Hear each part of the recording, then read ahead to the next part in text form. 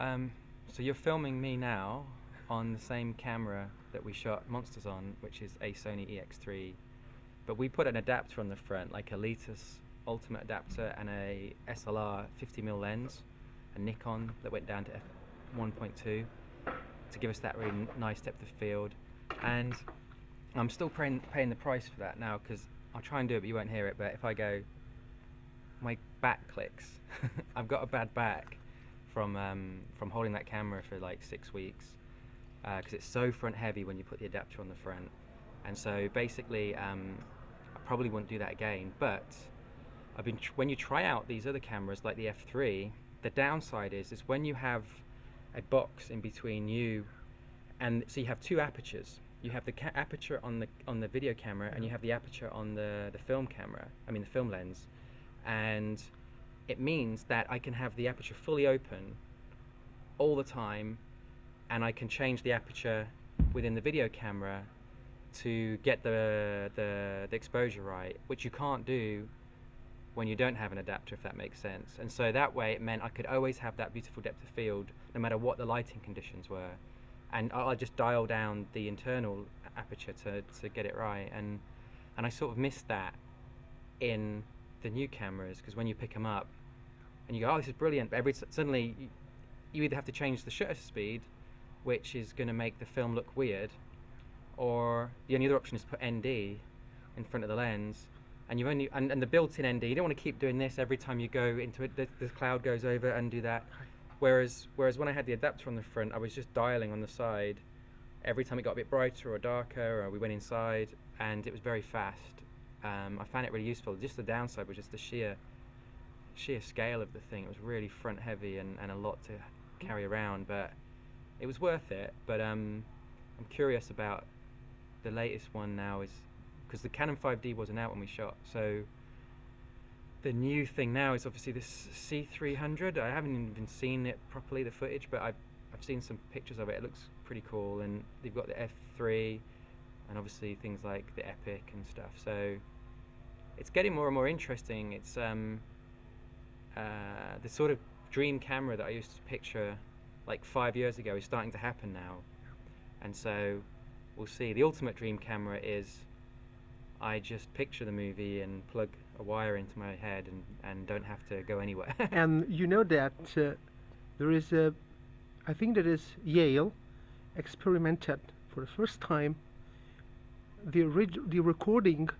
of visual memory Right. of a guy, and it works. I've seen Actually, some. Yeah. Actually, it's a sort of French painting, Yeah. Yeah. But I think that in 2 or 3 years, probably all this cinema industry will wipe out. In 2 or 3. I think, because if you have a great mind, you can produce really great movies without any kind of back problem.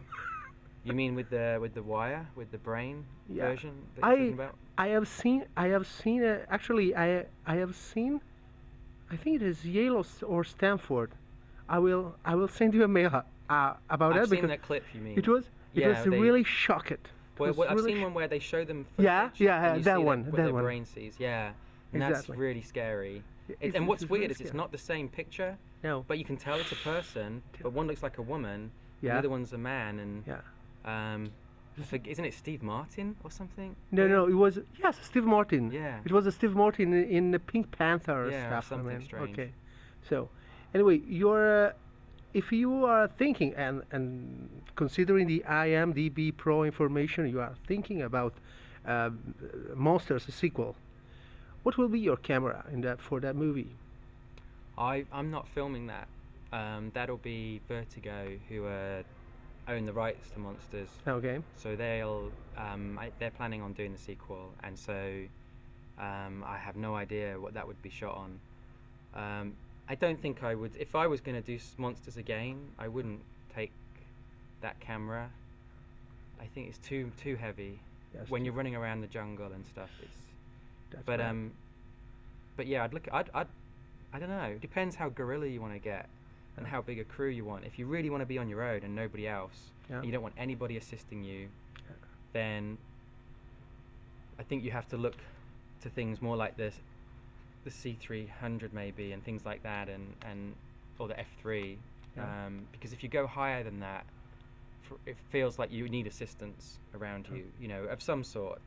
You Yeah. can't just go off with your friends and make a movie so easily. You need a little bit of help, but I've got a 5D now and I love it.